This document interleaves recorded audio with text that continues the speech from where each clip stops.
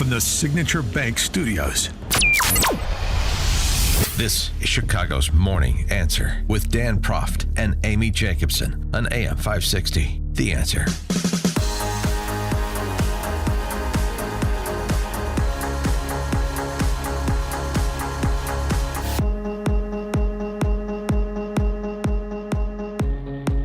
Top of the morning, Dan and Amy. Keep Portland weird, but not too weird. Not the weird mess that it became. That's what residents of Portland, that's what they decided, throwing out their entire government structure, replacing it with a weak mayor form of government, expanded city council, and ranked choice voting. As a Politico reports, a major driving factor was the passage of Measure 110, decriminalizing all drugs back in 2020, which was then backed by 3/4 of Multnomah County residents. What they didn't anticipate, and of course should have, but they're leftists. They have to get mugged by reality. There's no forethought. They didn't anticipate how the policy change would reshape a city. This is Politico's generous characterization, by the way. Would reshape a city already strapped for money, dealing with a public health crisis, and confronting rising rates of homelessness and fentanyl abuse. So what happened? Drug use shot up, homelessness worsened, and taxpayers fled. It was a perfect storm, said one city council member. Yeah. Who could have anticipated it? It was a natural disaster. It just happened. Yeah, that they created. Now there are 19 people running for mayor, 98 people seeking seats on the city council. They're nearly all, Political reports, are campaigning on left of center platforms. Sure, because they're not. They have to. This is the same thing Kamala does. You just separate yourself from things that you're partly responsible for, but didn't turn out well. Pretend that doesn't exist. Hey, that's not an indictment of my underlying political philosophy or policy views. No, of course not. Poor execution, wasn't big enough, need some structural changes, something was unanticipated, something happened to us through no fault of our own, all the excuses. But nonetheless, the underlying reality is the reality. And people on the outside looking in for a case study, Portland's a good one. It's not just violent crime or crime in general. It's also the disorder associated with how big city America is governed, and even medium city America. That's an insight from Charles Lehman, who's a fellow at the Manhattan Institute working primarily on policing and public safety initiative. He's also contributing editor to City Journal. He joins us now. Charles, thanks for joining us. Appreciate it. Absolutely. Thanks for having me on. I know you wrote about Chattanooga, Tennessee, which is another interesting case study I want you to develop. But boy, that is something. I mean, if the residents of Portland, Oregon can try to make somewhat of a course correction, then maybe there's hope for New York and Chicago and L.A. and San Francisco. Yeah, and I'll say in defense of Portland, they were throwing out the commission system, which is, nobody uses a commission system anymore. It's a very silly system of government. But no, I think that's right. And it speaks to the salience of crime and disorder in political life. You can be the most left-wing of left-wing cities, and still, when crime and disorder go up, there are going to be consequences from voters. Even there, people do not like having to deal with disorder walking down the streets. They do not like having to see the crime rates go up. And they do like their money, too. And you don't get a great return on investments you make, for example, owning a home in these big cities when everybody's fleeing and having to dodge homeless people, the mentally ill, piles of feces, those sorts of things. Yeah, absolutely. Multnomah County shrunk rapidly in the immediate wake of 2020. And that's not really surprising when they had a massive defund the police movement and also decided that there will be no consequences for smoking fentanyl on the street. I went to Portland in, I think 2022, while Measure 110 was still in effect, to look at it. And the thing that I saw is that the degree of uncontrolled public drug use was worse than almost anywhere else I have been. I saw a guy smoking fentanyl in front of a police officer who I was going around with. That's where things were in Portland. That's why they want to change. And so, I mean, and so tell us about Chattanooga too, and this disorder problem, as you characterize it, that people sort of disorder and crime, they sort of conflate under the heading crime to a certain extent. Yeah, absolutely. And I've written about Chattanooga, which is obviously a small city in Tennessee that is not a far left city. Right. It's a little more progressive than the surrounding area, but didn't have a big defund movement. And there too, they had a serious violent crime problem. And we, the Manhattan Institute, did some polling in Chattanooga, showed that people were still very worried about crime. And what I said was, look, I think that they basically gotten their serious violent crime problem under control using smart, effective policing. Due to a decline in police staffing, which a lot of cities are dealing with right now, they have less leftover capacity to deal with what we think about as the small stuff, what we think about as, disorder, people using drugs in public, people sleeping on the street, loud noises, people playing their music too loud, graffiti, trash, etc. Those little things that end up meaning a great deal for the quality of life and functioning of a community. And they come and you can actually sort of measure this in a sense, because you measure in part this from your piece that I read at the Free Beacon. You look at, for example, non-emergency calls to police that mention some of these problems that would fall under the heading disorder.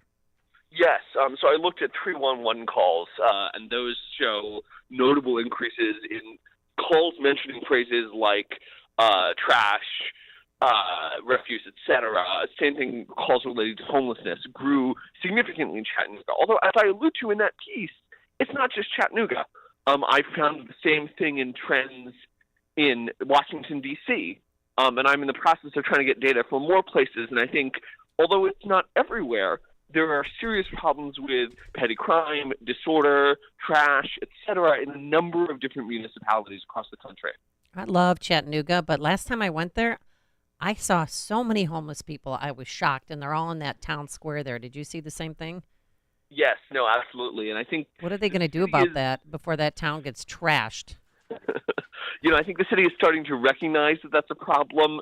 They have, to some extent, leaned into, we need to rehouse people. We need to prioritize their interests. And my response is, look, local Chattanooga residents, homeless residents who are from Chattanooga, you have a responsibility to. But it seems like a lot of people just kind of came into town one day because they could or because they were pushed out of other places. And it's not always a bad thing to just buy somebody a bus ticket, figure out where they'll be better off. The perception people have, across the fruited plains about crime generally, since the height of it in 30-year height of it, at least in 2020. How has that changed over the last few years? Because I know you have the administration continuing to argue that crime is down, and it's not really in places like Chicago. Certainly not if you look at Class X felonies generally. But people's perception of it and how much this disorder component plays into their overall perception. Yeah, and I think that's right. In the big aggregate, the problem that we had over the past 4 years was homicides and shootings. And I do think that in total that's come down, which doesn't mean it's come down everywhere. Mm-hmm. Chicago's an interesting case where you guys are seeing homicide come down, but things like rape and robbery are going up. A similar trend is happening in New York. There's a lot of variation. Nobody lives in the aggregate. That said, I think we are, in general, in a better place than we were 2 years ago, but also that there is this independent trend where I suspect in part for reasons like what happened in Chattanooga, where cops have focused in on, finally, people have given cops the latitude to focus on these serious homicide problems.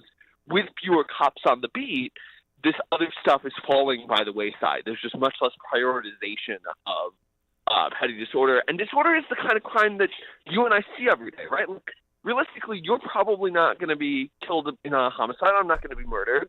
But I am likely to see somebody smoking drugs on the street or yelling or playing their music too loud or graffitiing or what have you. Yeah. I mean, you could. I mean, in some cities, you could see people smoking drugs in the mayor's office. So, yeah, right. What about retail theft?